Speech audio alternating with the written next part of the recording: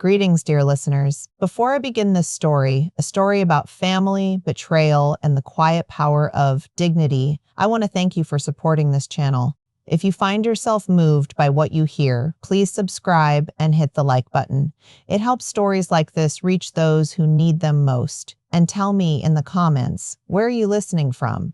It always warms my heart to see our community growing across the world. Now, let me take you back to the day everything changed. The morning sun filtered through the lace curtains, painting delicate patterns on the worn wooden floor. I stood in the kitchen, hands wrapped around a chipped mug of tea, listening to the familiar creaks and sighs of the old house. This house had been my world for nearly 40 years. Every corner held a memory. The faded pencil marks on the doorframe where I measured my son's height each birthday, the dent in the wall from the time he kicked his soccer ball indoors, the kitchen table scarred by years of homework laughter and late-night talks. I had always thought of this place as a living scrapbook, a testament to the life I built with my own hands. My husband and I bought it when we were young and hopeful, scraping together every penny for the down payment. We raised our only child, Daniel, here. After my husband passed, the house became my anchor, the one thing that kept me steady through the storms of grief and loneliness. But that morning, as I sipped my tea, I sensed a shift in the air. Daniel and his wife Marissa had come to visit for the weekend, or rather, Marissa had come to inspect. She walked through the rooms with a critical eye, her heels clicking on the hardwood, her lips pursed in disapproval at the old-fashioned wallpaper and the mismatched furniture. Daniel trailed behind her, silent, his shoulders hunched. I tried to make conversation, offering her fresh scones and homemade jam, but she barely touched her plate.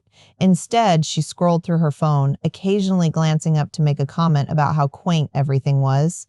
I smiled politely, swallowing my irritation. I had learned long ago that some battles weren't worth fighting. After breakfast, Daniel asked if we could talk in the living room. I followed him, my heart pounding. Marissa stayed in the kitchen, pretending to be busy with her phone. He sat on the edge of the sofa, avoiding my gaze. "Mom," he began, "there's something we need to discuss." I waited, bracing myself. He cleared his throat. "Marissa and we've been thinking. It's not easy to say this, but we think it's time for you to consider moving out." The words hung in the air, heavy and sharp. I stared at him, not sure I'd heard correctly. He rushed on. "It's just, the house is too big for you now. You're alone, and it's a lot to take care of. Marissa and I could really use the space. We want to start a family, and this place would be perfect for us." I felt the room tilt, as if the floor had shifted beneath my feet. "You want me to leave?" I whispered. He winced. "It's not like that, Mom. We just think it would be better for everyone. You could move into one of those nice senior apartments. They have activities, people your age. You'd be happier there." I looked at him, my son, my only child, and saw not the boy I'd raised, but a stranger. His eyes darted away from mine, unable to meet the hurt in my gaze. "And the house?" I asked quietly. He hesitated. "Well, Marissa and I talked to a lawyer. Since Dad left the house to both of us, and you're getting older, it makes sense for us to take over. Marissa's name will be on the deed. She's already started making plans for renovations." I felt a coldness settle in my chest. The house, my home, was being handed over like a piece of old furniture. I thought of all the sacrifices I'd made. Working double shifts, skipping vacations, patching leaky roofs and broken windows so Daniel could have a safe, loving home. And now I was being asked to step aside, to make room for a new family, as if my time here had expired. I took a slow breath, steadying myself. "I see," I said, my voice calm. "And what if I don't want to leave?" He looked uncomfortable. "Mom, please don't make this harder than it has to be. Marissa and I have already started the paperwork. It's time." I nodded, feeling a strange sense of detachment, as if I were watching the scene unfold from a distance. I could have argued, pleaded, reminded him of everything I'd done. But I saw the resolve in his face, the way he clung to Marissa's plan as if it were a lifeline. Instead, I smiled. A small, quiet smile that didn't reach my eyes. "All right, Daniel," I said softly. "If that's what you want." He looked relieved, mistaking my composure for acceptance. "Thank you, Mom. I know this isn't easy, but it's for the best." I stood up, smoothing the wrinkles from my skirt. "I'll start packing my things." He reached out as if to comfort me, but I stepped away. "I'll be fine," I said. "You and Marissa can have the house. I hope it brings you happiness." As I walked upstairs to my bedroom, I felt the weight of 40 years pressing down on me. But beneath the sorrow, a spark of something else flickered, something fierce and unyielding. I wasn't done yet, not by a long shot. I closed the bedroom door behind me and leaned against it, letting the silence settle around me. My hands trembled, but not from fear. It was a strange, electric energy, a sense that something inside me had shifted. I looked around the room, my room, for now, at the faded quilt on the bed, the photographs on the dresser, the books stacked on the nightstand. Each object was a piece of my life, a fragment of memory. I sat on the edge of the bed and let my mind wander back through the years. I remembered Daniel as a little boy, running through the house with sticky hands and a gap-toothed grin. I remembered the nights I stayed up late sewing costumes for his school plays, the mornings I woke before dawn to make his favorite pancakes. I remembered the way he used to curl up beside me when thunderstorms rattled the windows, whispering, "Don't worry, Mama, I'll protect you." How quickly things change. How quickly children grow up and forget the hands that held them, the hearts that broke for them.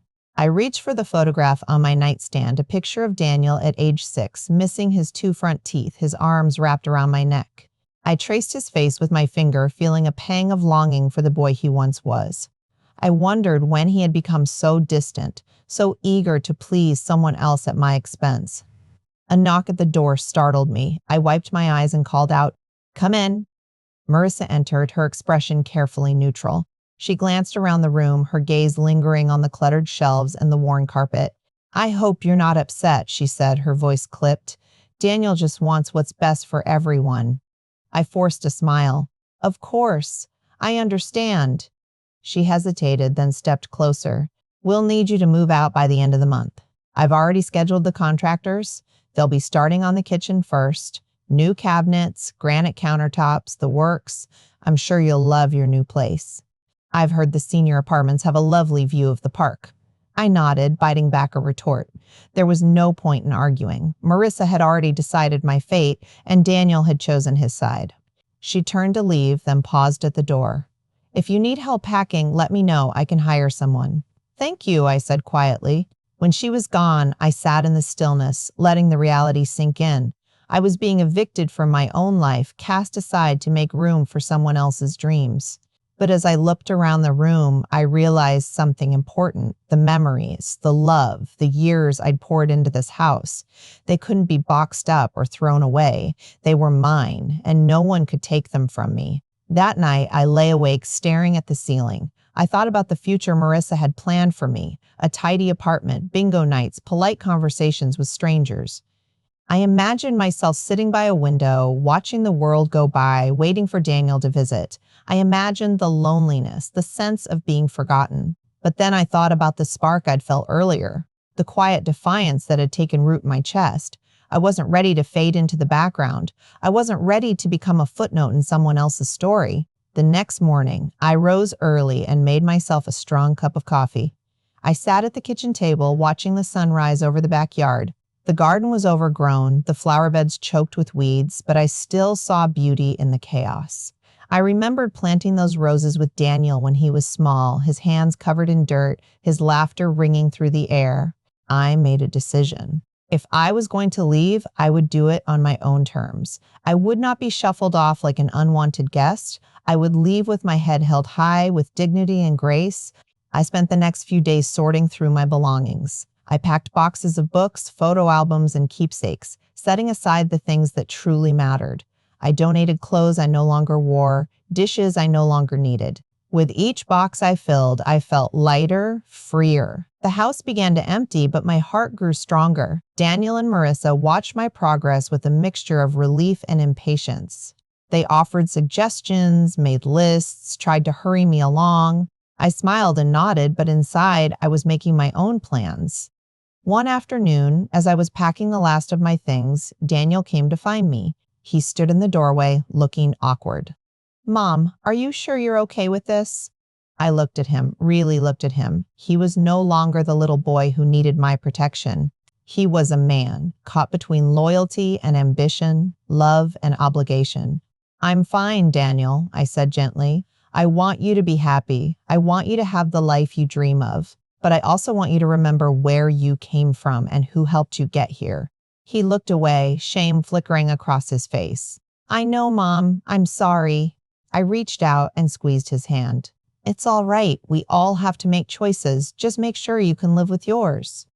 He nodded, his eyes shining with unshed tears. That night, I sat in the empty living room, surrounded by boxes. I thought about the life I was leaving behind and the new one waiting for me. I didn't know what the future held, but I knew one thing for certain. I would face it with courage, and I would not let anyone else define my worth.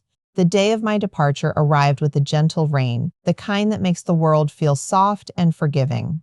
I woke before dawn, the house still and silent, and walked through each room one last time. My footsteps echoed on the bare floors, the walls stripped of photographs and paintings. The emptiness was startling, but it was also a blank canvas, a space waiting for new stories, new beginnings. I paused in the kitchen, running my hand over the worn countertop where I'd prepared thousands of meals. I remembered Daniel's favorite breakfast: scrambled eggs with cheese, toast with strawberry jam. I remembered the laughter, the arguments, the quiet moments of understanding. I let the memories wash over me, bittersweet and beautiful. In the living room, I stood by the window and watched the rain fall on the garden. The roses were blooming, defiant and wild, their petals bright against the gray sky. I smiled, thinking of the little boy who once brought me fistfuls of dandelions, his face alight with pride. I made myself a cup of tea and sat at the kitchen table, savoring the quiet. I thought about the life I'd built here, the sacrifices, the joys, the heartbreaks. I thought about the woman I'd become, shaped by years of love and loss. I realized, with a sense of peace, that I was ready to let go. Daniel and Marissa arrived mid-morning, their car packed with boxes and suitcases. Marissa was dressed in crisp white, her hair perfectly styled, her eyes bright with anticipation. Daniel looked tired, his face drawn and pale. "Are you ready, Mom?" he asked, his voice gentle. I nodded. "I am." We loaded the last of my things into the car. Marissa hovered nearby, checking her phone, making calls to the contractors. Daniel helped me with the heavier boxes, his movements careful and deliberate. As we finished, I turned to face the house one last time. I took a deep breath, filling my lungs with the scent of rain and roses. I felt a surge of gratitude for the years I'd spent here, for the memories I carried with me, for the strength I'd found in myself. "Goodbye, old friend," I whispered, touching the doorframe. We drove in silence, the city passing by in a blur of color and light. Daniel tried to make conversation, but I could tell his heart wasn't in it. Marissa chatted about the renovations, her plans for the kitchen, the new furniture she'd ordered. I listened politely, but my mind was elsewhere. We arrived at the senior apartment complex, a modern building with wide windows and manicured lawns. The lobby was bright and cheerful, filled with potted plants and comfortable chairs. A friendly receptionist greeted us, handing me a welcome packet and a set of keys. Daniel carried my boxes to the elevator, his shoulders slumped. Marissa followed, her heels clicking on the tile. My new apartment was small but cozy. A living room with a view of the park, a tidy kitchen, a bedroom with a soft bed and a reading lamp. I unpacked my things, arranging my books and photographs on the shelves, hanging my favorite painting above the sofa. I made the space my own, filling it with warmth and light. Daniel lingered by the door, uncertainty in his eyes. "Are you sure you'll be all right here, Mom?" I smiled, touching his cheek. "I'll be fine, Daniel, I promise." He hugged me, holding on a little too tightly. "I'm sorry, Mom. I never wanted to hurt you." I stroked his hair, the way I used to when he was small. "I know, sweetheart. Sometimes life takes us in directions we never expected, but we have to trust that we'll find our way." Marissa cleared her throat, glancing at her watch. "We should get going. The contractors are waiting." Daniel kissed my forehead, then followed her out the door. I watched them go, a mixture of sadness and relief settling in my chest. I spent the afternoon exploring the building, meeting my neighbors, learning the rhythms of my new home. I joined a book club, signed up for a painting class, took long walks in the park. I discovered a quiet joy in the freedom of my days, the chance to reinvent myself. But at night, when the world was quiet, I sometimes felt the ache of loneliness. I missed the creak of the old house, the scent of roses in the garden, the sound of Daniel's laughter echoing through the halls. I wondered if I'd made a mistake, if I'd given up too much. One evening, as I sat by the window watching the sunset, my phone rang. It was Daniel. "Hi, Mom," he said, his voice hesitant. "How are you?" "I'm well," I replied, forcing a smile. "How's the house?" He hesitated. "It's different. Marissa's making a lot of changes. Sometimes I walk through the rooms and it doesn't feel like home anymore." I listened, my heart aching for him. "I miss you, Mom," he whispered. Tears pricked my eyes. "I miss you too, Daniel, but you have to make your own home now. Fill it with love, with laughter, with memories of your own." He was quiet for a moment. "I'll try, Mom, I promise." We said our goodbyes, and I sat in the fading light, feeling a sense of peace. I had let go, but I had not lost myself. I was still here, still strong, still capable of love. The days settled into a gentle rhythm. I woke with the sun, brewed a pot of coffee, and watched the world come alive outside my window. The park below was a tapestry of movement, children chasing each other across the grass, couples strolling hand in hand, old friends sharing quiet conversations on shaded benches. I found comfort in the constancy of these small rituals, the way life continued to unfold, beautiful and unpredictable. I made friends with my neighbors, Evelyn, who baked the best lemon bars I'd ever tasted, Mr. Patel, who tended the community garden with a devotion that bordered on reverence, and Ruth, who invited me to join her for morning walks. We shared stories over cups of tea, laughed about our aches and pains, and marveled at the freedom that came with age. For the first time in years, I felt seen, not as someone's mother or someone's burden, but as myself. Still, there were moments when the past tugged at me. I would catch a glimpse of a mother and son in the park, their laughter echoing up to my window, and feel a pang of longing. I wondered if Daniel ever thought of me, if he missed the comfort of our old routines. I wondered if Marissa had found happiness in her new home, if the renovations had brought her the satisfaction she craved. One afternoon, as I was returning from the market, I saw a familiar figure waiting by the entrance to my building. Daniel stood there, hands shoved deep in his pockets, his face drawn and anxious. My heart leapt and then steadied itself, bracing for whatever news he might bring. "Daniel," I called, my voice warm but cautious. He looked up, relief flooding his features. "Hi, Mom." We walked together to a bench beneath a flowering dogwood tree. He fidgeted with his keys, searching for words. I wanted to see how you were doing," he said finally. "I'm well," I replied, studying his face. "And you?" He hesitated. "It's been hard. The house doesn't feel the same. Marissa is always busy with the contractors, picking out tiles and paint colors. She wants everything to be perfect, but it just feels empty." I listened, letting him speak. He told me about the arguments, the tension that had crept into their marriage, the way he wandered through the house at night, haunted by memories of his childhood. "I thought having the house would make us happy," he admitted, his voice barely above a whisper. But I think I was wrong. I reached over and took his hand, squeezing it gently. "Happiness doesn't come from walls or furniture, Daniel. It comes from the love we share, the kindness we show each other. A house is just a place. A home is something we build together." He nodded, tears glistening in his eyes. "I'm sorry, Mom. I should have listened to you. I should have fought harder for you to stay." I smiled, brushing a strand of hair from his forehead. "We all make mistakes, Daniel. What matters is what we do next." He looked at me, hope flickering in his gaze. Would you come visit? Maybe have dinner with us? Marissa wants to apologize. She says she didn't realize how much the house meant to you." I considered his request, weighing the ache in my heart against the possibility of healing. "I'd like that," I said finally, "but only if it's what you both truly want." He nodded, relief washing over him. "It is, Mom, I promise."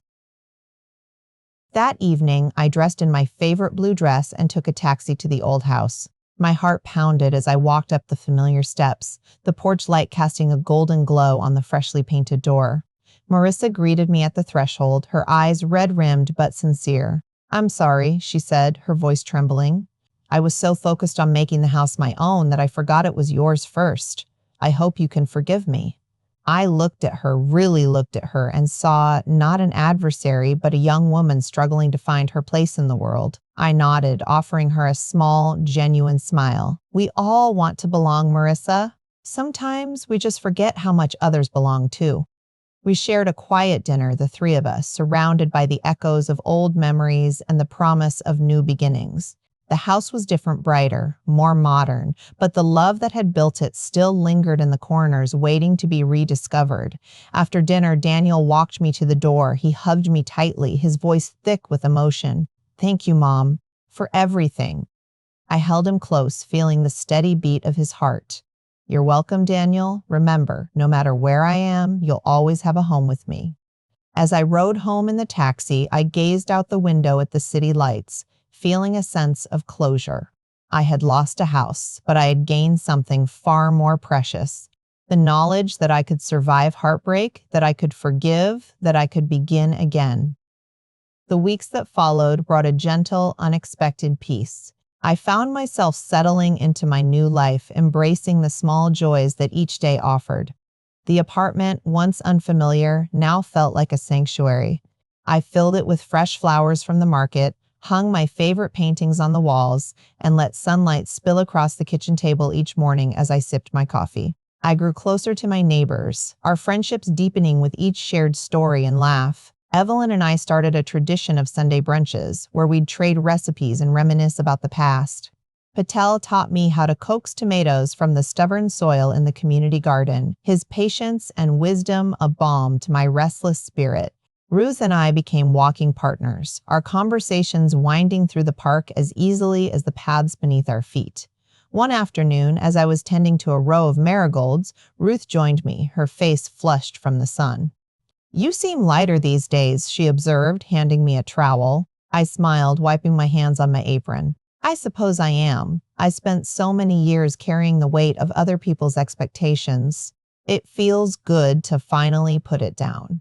She nodded, her eyes kind. "It's never too late to start living for yourself." Her words lingered with me as I returned to my apartment, the scent of earth and flowers clinging to my clothes. I realized that, for the first time in a long while, I was living not out of obligation, but out of choice. I was free to shape my days as I pleased, to fill them with meaning and purpose. I began volunteering at the local library, helping children discover the magic of books. Their laughter and curiosity reminded me of Daniel as a boy, and I found comfort in their innocence. I joined a painting class, losing myself in the swirl of colors and the quiet focus of creation. I even took up yoga, surprising myself with the strength and flexibility I still possessed.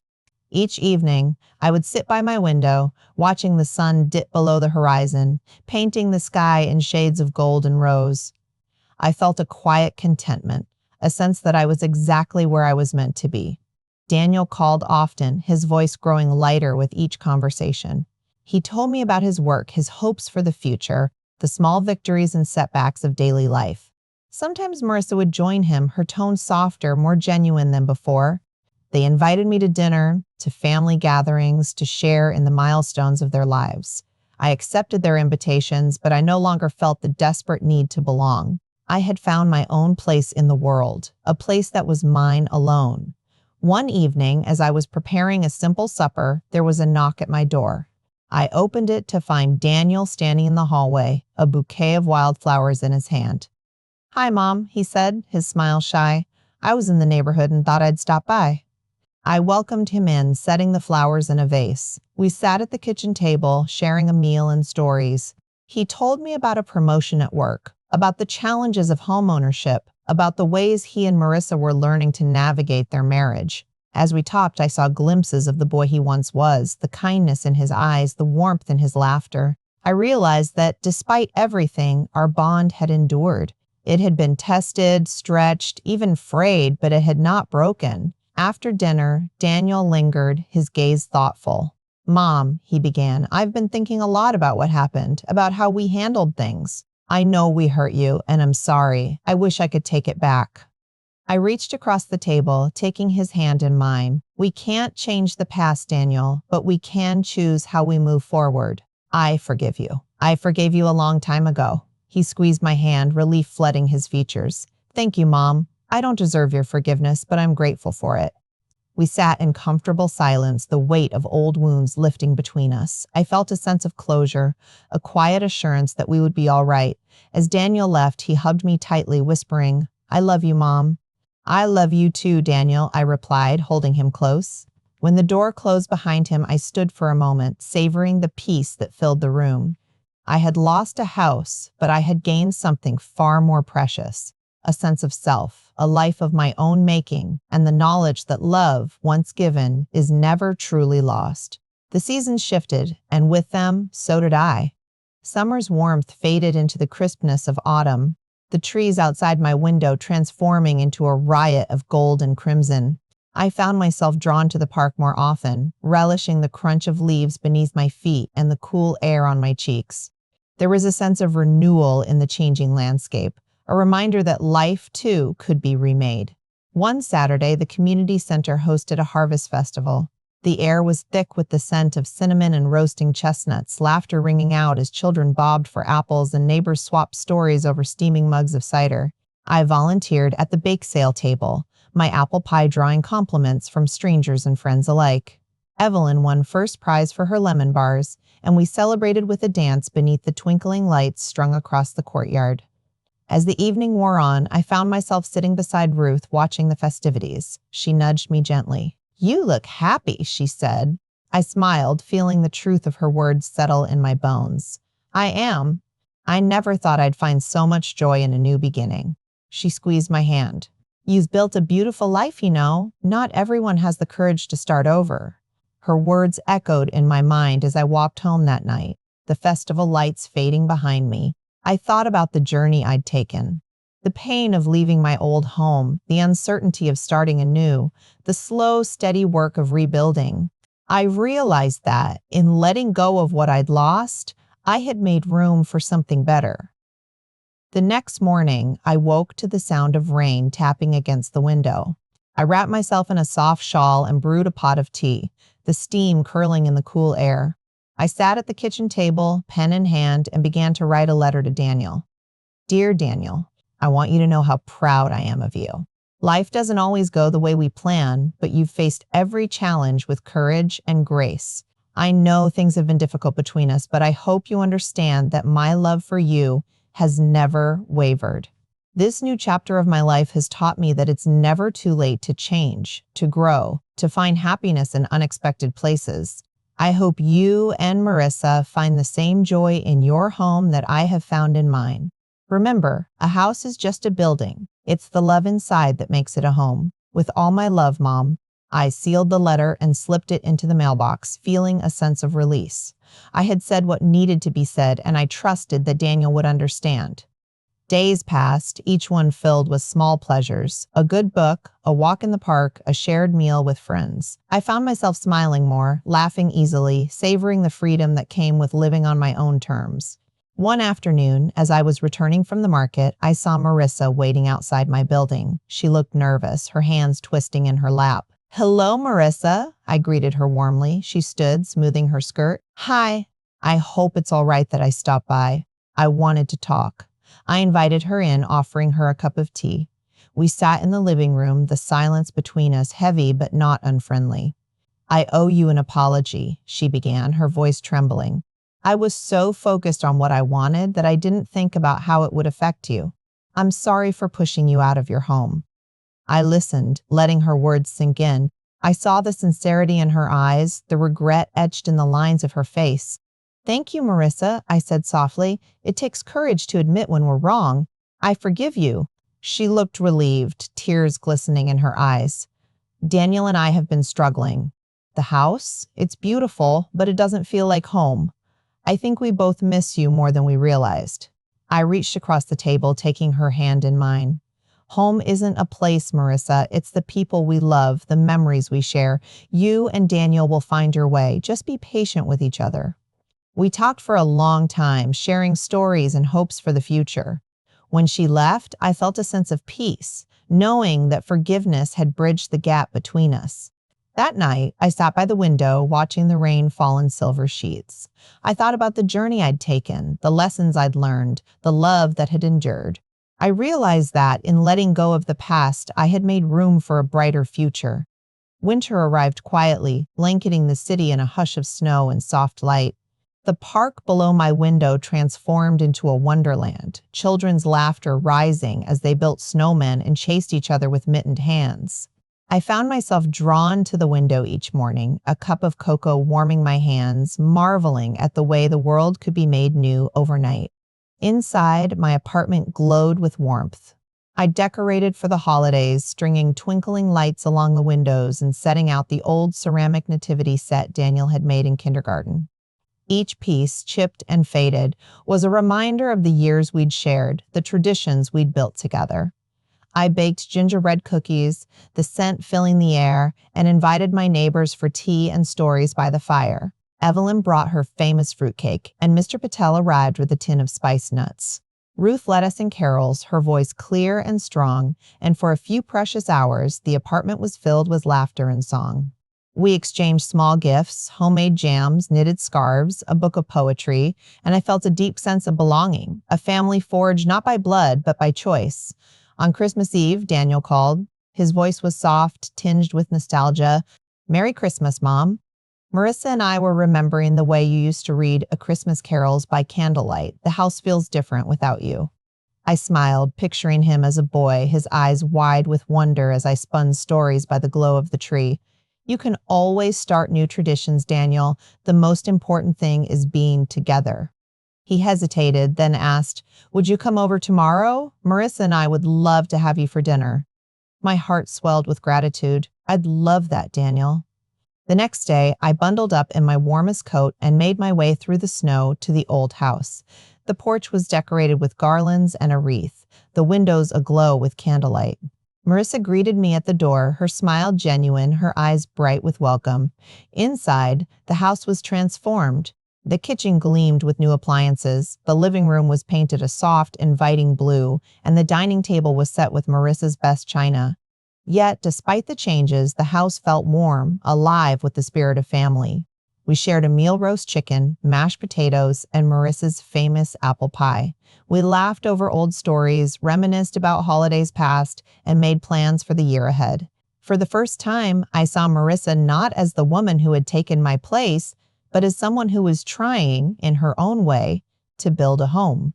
After dinner, Daniel brought out a box of old photographs. We sifted through them together, each picture a window into another time. There was Daniel as a toddler, covered in chocolate cake, Marissa and Daniel on their wedding day, radiant with hope.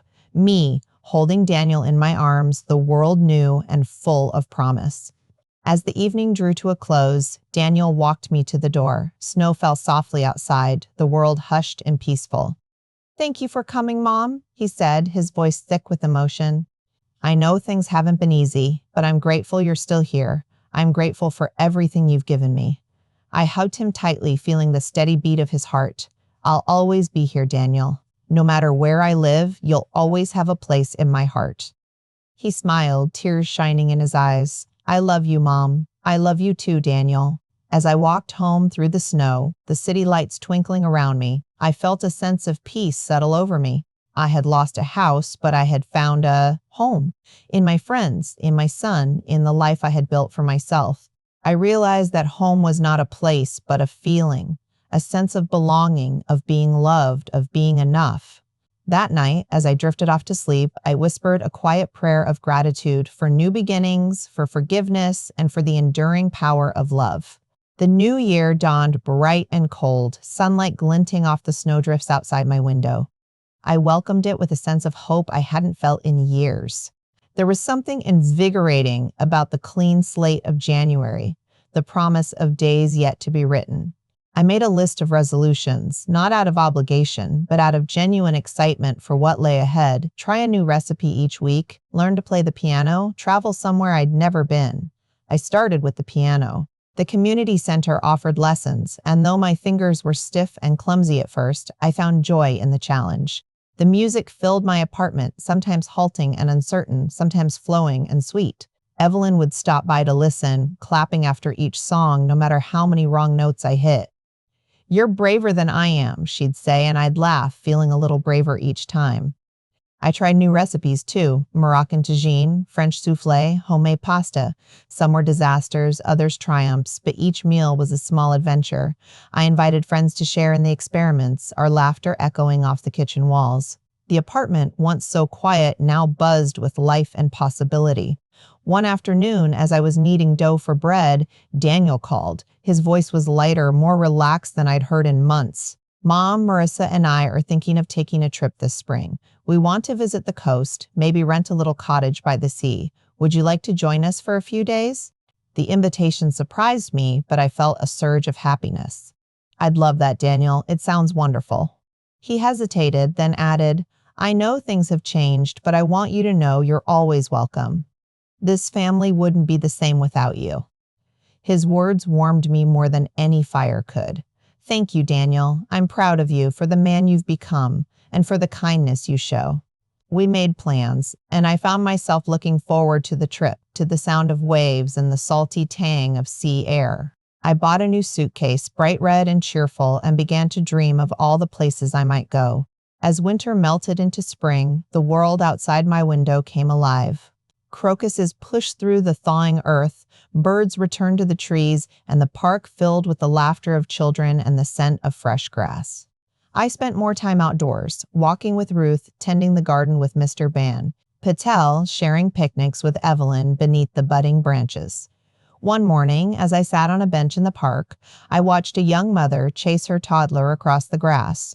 The child's laughter rang out, pure and unself-conscious, and I felt a pang of nostalgia for the days when Daniel was small. But instead of sadness, I felt gratitude for the memories we'd made, for the love that had shaped us both. I realized then that life was not about holding on to what we'd lost, but about embracing what we still had. I had my health, my friends, my family. I had the freedom to choose my own path, to fill my days with meaning and joy. The trip to the coast was everything I'd hoped for. The cottage was small and cozy, perched on a bluff overlooking the sea. We spent our days exploring tide pools, collecting shells, and walking along the shore. In the evenings, we cooked simple meals together, sharing stories and laughter as the sun set over the water. Marissa and I grew closer, our conversations easy and genuine. She confided in me about her hopes and fears, her dreams for the future. I listened, offering advice when asked, but mostly just being present, a steady, loving presence in her life. Daniel seemed lighter, more at ease. He and Marissa held hands as they walked along the beach, their laughter mingling with the sound of the waves. I saw in them the beginnings of a new chapter, a family learning to love and forgive, to build something lasting and true. On the last night of our trip, we sat on the porch, wrapped in blankets, watching the stars appear one by one. Daniel turned to me, his eyes shining in the moonlight. Thank you, Mom, he said softly, for everything, for letting us find our own way even when it hurt, for loving us no matter what. I smiled, my heart full. That's what mothers do, Daniel. We love, we let go, and we trust that our children will find their way home. As the waves whispered below us and the stars blazed overhead, I felt a deep sense of peace. I had lost a house, but I had found a home in the hearts of those I loved, in the life I had chosen, in the endless possibility of each new day. When we returned from the coast, I found myself changed in subtle but profound ways. The sea air had cleared something inside me, washing away the last traces of bitterness and regret. I felt lighter, more open to the world and its surprises. My days resumed their gentle rhythm, but now each moment seemed brighter, more precious. I threw myself into new projects. At the library, I started a weekly story hour for children, reading aloud from my favorite books and watching their eyes widen with wonder. Their questions and laughter filled the room, and I felt a sense of purpose I hadn't known in years. The library director, a kind woman named Mrs. Green, thanked me after each session, her gratitude genuine. You have a gift, you know, she said one afternoon as we shelved books together. You make people feel at home. Her words stayed with me. I realized that, in my own way, I was still building homes, places of comfort and belonging, even if they weren't made of bricks and mortar. My friendships deepened too. Evelyn and I took a weekend trip to the countryside, staying in a cozy inn and exploring antique shops. We laughed over tea and scones, sharing stories of our younger days, our triumphs and heartbreaks. Ruth and I joined a painting group, our canvases splashed with color and hope. Mr. Patel invited me to his granddaughter's birthday party, where I danced with children and ate too much cake, my heart full to bursting. One evening, as I sat on my balcony watching the sunset, Daniel called. His voice was warm, content.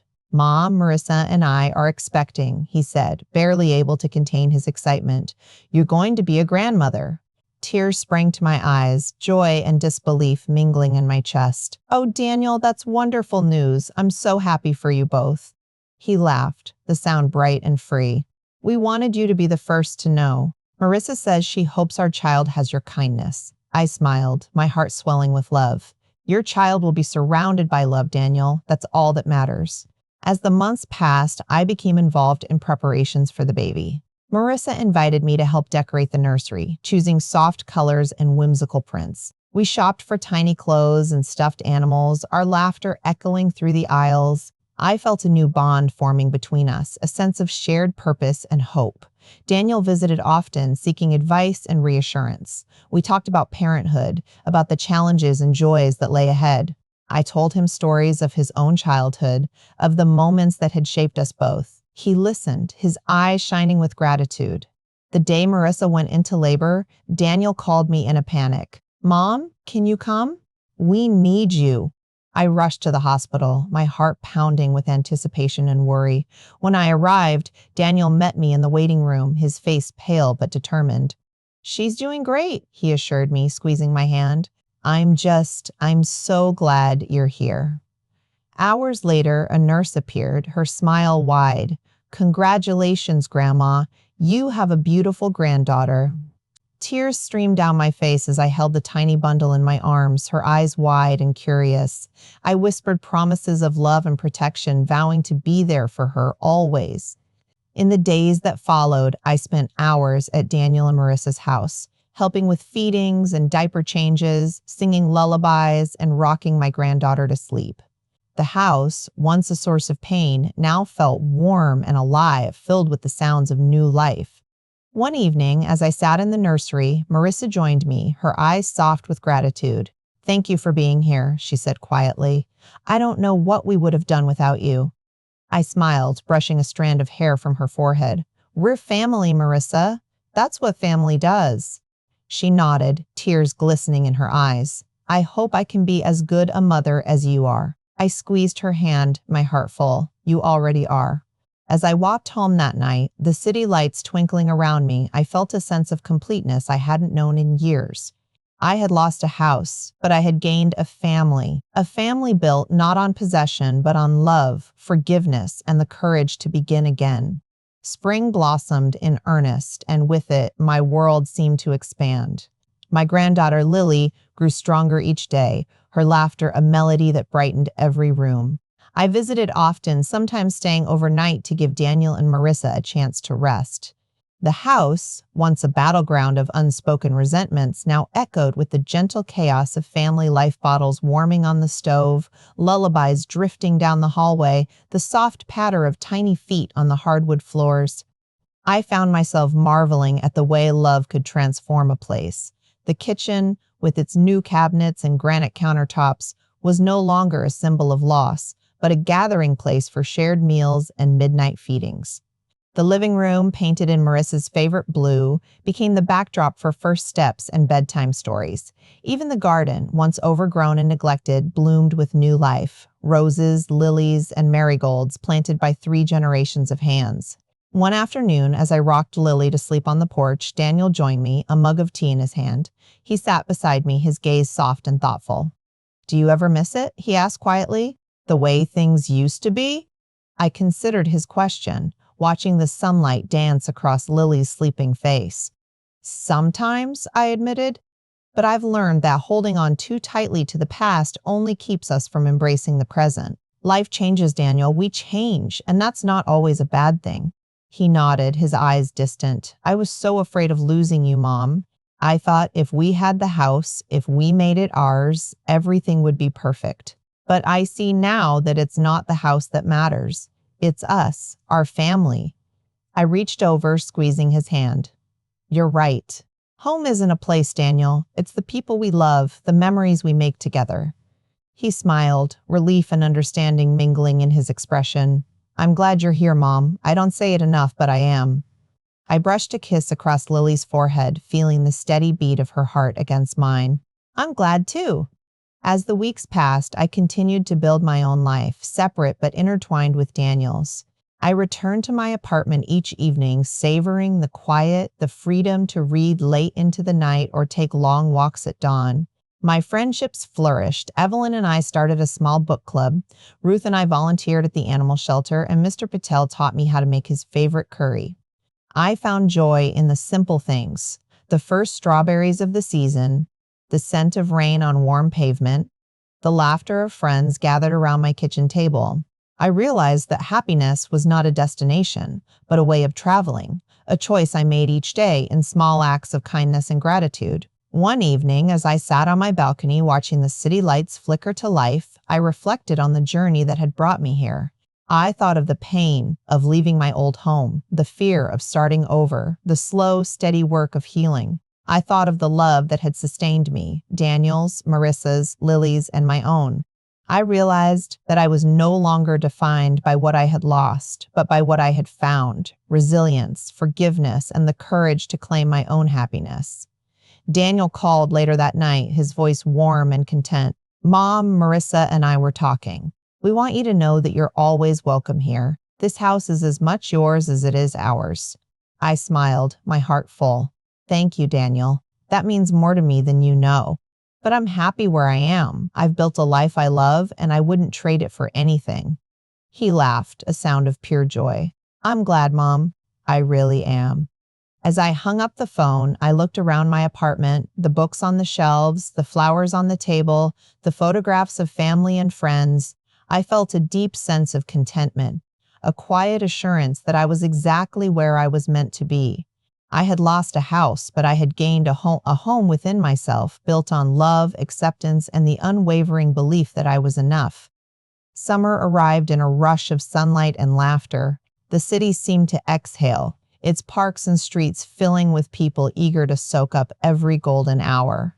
I found myself swept up in the season's energy, my days brimming with activity and connection. The community garden flourished under Mr. Patel's watchful eye, and I spent many mornings there, my hands deep in the soil, coaxing tomatoes and basil from the earth. Evelyn organized a summer picnic, and we gathered beneath the shade of old oaks, sharing homemade salads and stories, our voices mingling with the hum of bees and the distant shouts of children playing. Lily was growing fast, her curiosity boundless. She toddled through the grass, her chubby hands reaching for butterflies and dandelions, her laughter a constant delight. Daniel and Marissa invited me to join them for weekend outings, trips to the zoo, afternoons at the lake, lazy Sundays spent sprawled on blankets in the park. I cherished these moments, grateful for the chance to watch my granddaughter discover the world. One Saturday, as we sat by the lake, Marissa turned to me, her eyes thoughtful. "I used to think happiness was about having everything just so," she admitted. "The perfect house, the perfect life. But I see now that it's about being together, about loving each other through the mess and the changes." I smiled, reaching over to squeeze her hand. "Perfection is overrated. It's the imperfections that make life beautiful." Daniel grinned, tossing a pebble into the water. "You always said that, Mom. I guess it just took me a while to understand." We watched Lily chase after a flock of ducks, her squeals of delight echoing across the water. I felt a surge of gratitude for the second chances we'd been given, for the love that had endured despite everything. As the sun dipped low, painting the sky in shades of pink and gold, we packed up our things and headed home. Daniel walked beside me, his arms slung casually around my shoulders. "Do you ever regret it?" he asked quietly. "Leaving the house, starting over?" I considered his question, the weight of it settling in my chest. "No," I said finally. "It was hard, and there were days when I missed what we had. But I've learned that home isn't a place. It's the people we love, the memories we make. I wouldn't trade any of this, for the world." He nodded, his eyes shining with understanding. "I'm glad you're happy, Mom. You deserve it." That night, as I sat on my balcony, the city alive with the sounds of summer, I reflected on how far I'd come. I thought of the woman I'd been, the one who clung to the past, afraid to let go, and the woman I was now, open to change, willing to embrace the unknown. I realized that happiness was not something to be chased or earned, but something to be chosen moment by moment. It was in the laughter of friends, the warmth of family, the quiet satisfaction of a day well spent. As the weeks passed, I continued to fill my days with meaning. I volunteered at the animal shelter, walking dogs and comforting nervous cats. I joined a writing group, sharing stories and poems with a circle of kindred spirits. I traveled with friends, exploring new towns and tasting new foods, my world expanding with each adventure. Through it all, I remained close to Daniel and Marissa, our bond stronger than ever. We celebrated birthdays and anniversaries, cheered Lily's first words and first steps, supported each other through challenges and triumphs. Our family was not perfect, but it was real, and it was enough. One evening, as I tucked Lily into bed, she looked up at me with wide, trusting eyes. "Grandma, will you always be here?" I brushed a kiss across her forehead, my heart full. "Always, sweetheart. No matter where I am, you'll always have my love." She smiled, her eyelids fluttering closed, and I sat beside her, watching her drift into sleep. I realized then that I had found what I'd been searching for, not in a house, but in the hearts of those I loved, in the life I had built for myself. As I left the room, I paused in the hallway, listening to the quiet hum of the house. I felt a sense of peace, a certainty that I was exactly where I was meant to be. As summer faded into autumn once more, I found myself reflecting on the journey that had brought me here. The leaves outside my window turned brilliant shades of amber and scarlet, swirling in the crisp breeze. I spent my mornings walking through the park, the air tinged with the scent of wood smoke and fallen leaves, my thoughts drifting like the clouds overhead. One afternoon, I sat on a bench beneath a towering maple, watching Lily play with a group of children. Her laughter rang out clear and bright, and I marveled at how quickly she was growing. Daniel and Marissa joined me, their faces relaxed and content. We talked about everything and nothing. Plans for the holidays, Lily's latest adventures, the small joys and challenges of daily life. Marissa leaned her head on Daniel's shoulder, her eyes soft. "I never imagined we'd come this far," she said quietly. "There was a time when I thought we'd lost everything that mattered." Daniel squeezed her hand, his gaze meeting mine. "We almost did, but we found our way back. Thanks to you, Mom." I smiled, feeling a warmth spread through me. We all found our way. Sometimes it just takes a little time and a lot of love. As the sun dipped lower, casting long shadows across the grass, we gathered our things and headed home. The house was filled with the comforting smells of dinner roast chicken, fresh bread, apple pie cooling on the counter. We ate together, sharing stories and laughter, the walls echoing with the sounds of family. After dinner, Lily climbed into my lap, her small hands tugging at my sleeve. "Grandma, tell me a story," she pleaded, her eyes shining with anticipation. I wrapped my arms around her, drawing her close. "Once upon a time," I began, "there was a woman who lived in a house filled with memories. She loved her family very much, but one day she had to leave her home and start over. It was scary at first, and she missed the life she'd known. But as time passed, she discovered that home wasn't a place. It was the people she loved, the memories they made together." Lily listened, her head resting against my chest, her breathing slow and steady. As I finished the story, I kissed the top of her head, whispering, "And she lived happily ever after, surrounded by love." Later that night, as I walked back to my apartment, the city lights twinkling in the distance, I felt a deep sense of gratitude. My life was not what I had once imagined, but it was rich and full in ways I could never have predicted. I had learned to let go of what no longer served me, to embrace change with an open heart, to find joy in the present moment. I continued to nurture my friendships, my days filled with laughter and companionship.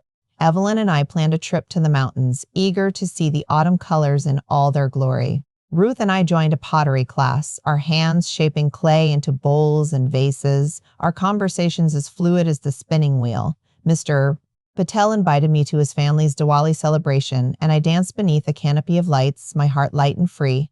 At the library, I started a memoir writing group, encouraging others to share their stories. We laughed and cried together, our words weaving a tapestry of resilience and hope. I realized that, in helping others find their voices, I had found my own. Daniel and Marissa continued to welcome me into their home, our bond deepening with each passing season. We celebrated milestones: Lily's first day of preschool, Daniel's promotion at work, Marissa's new business venture. We supported each other through setbacks and disappointments, our love a steady anchor in the shifting tides of life. One evening, as we sat together on the porch, Daniel turned to me, his expression thoughtful. "Mom, do you ever wish things had turned out differently?" I considered his question, the weight of it settling gently in my heart. "No," I said softly. "Every step, every challenge brought us here. I wouldn't change a thing." He smiled, his eyes shining with understanding. "Me neither." As the stars appeared overhead, I felt a sense of peace settle over me. I had lost a house, but I had gained a home built on love, forgiveness, and the courage to begin again.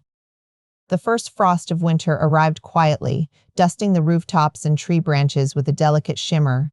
I woke early, drawn to the window by the pale light of dawn, and watched as the city slowly came to life beneath its silvery veil. There was a hush in the air, a sense of anticipation, as if the world itself was pausing to reflect before the rush of the holidays. I wrapped myself in a warm shawl and brewed a pot of tea, savoring the simple pleasure of the morning.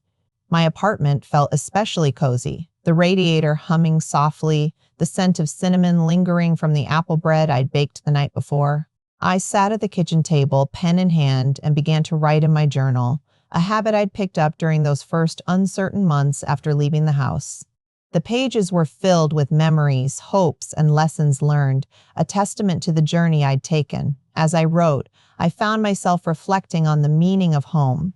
I thought of the house I'd left behind, the years spent within its walls, the laughter and tears that had shaped its rooms. I thought of the pain of letting go, the fear of stepping into the unknown. And I thought of all I had gained, the friendships, the freedom, the deep, abiding love of my family. Later that day, Daniel called to invite me over for dinner. "Lily wants to show you her snowman," he said, his voice bright with excitement. I bundled up and made my way through the frosty streets, my breath clouding in the cold air. The house glowed with warmth and welcome, the windows fogged with the heat of cooking and laughter. Inside, Lily greeted me with a squeal of delight, dragging me to the backyard to admire her creation. A lopsided snowman with a crooked carrot nose and a scarf that once belonged to Daniel. We laughed as she added the finishing touches, her cheeks rosy with pride. Afterward, we gathered around the table for a meal of hearty stew and fresh bread. The conversation flowed easily, stories and jokes passing between us like gifts. Marissa shared news of her business. Daniel recounted a funny story from work, and Lily chimed in with tales from preschool. I listened, my heart full, grateful for the simple joy of being together. As the evening wore on, Daniel brought out a box of old holiday decorations. We trimmed the tree, stringing lights and hanging ornaments, each one a memory. A paper star Lily had made, a glass angel from my own childhood, a wooden reindeer Daniel had carved as a boy. The room glowed with color and light, the air filled with the scent of pine and the sound of carols. When the tree was finished, we sat together in its gentle glow, sipping hot cocoa and sharing dreams for the year ahead. Lily curled up in my lap, her eyelids drooping, and I stroked her hair, feeling the steady rhythm of her breathing. In that quiet moment, I realized how far we had come. The pain of the past had softened, replaced by a deep sense of peace. We had weathered storms, faced hard truths, and found our way back to each other. Our family was not perfect, but it was real, and it was enough. As I prepared to leave, Daniel walked me to the door, his arm around my shoulders. "Thank you, Mom," he said softly, "for everything. For loving us, for forgiving us, for teaching us what really matters." I smiled, tears pricking my eyes. "Thank you, Daniel, for letting me go and for welcoming me back." He hugged me tightly, and I held him close, feeling the strength of our bond. Walking home beneath the stars, the city quiet and still, I felt a profound sense of gratitude. I had lost a house, but I had found a home within myself, within my family, within the life I had chosen to build. I knew there would be challenges ahead, moments of doubt and sorrow, but I also knew that I was strong enough to face them. As I reached my apartment, I paused to look up at the sky, the stars shining bright and clear. I whispered a silent thank you for the journey, for the lessons, for the love that had carried me through. And as I closed the door behind me, I smiled, knowing that I was exactly where I was meant to be.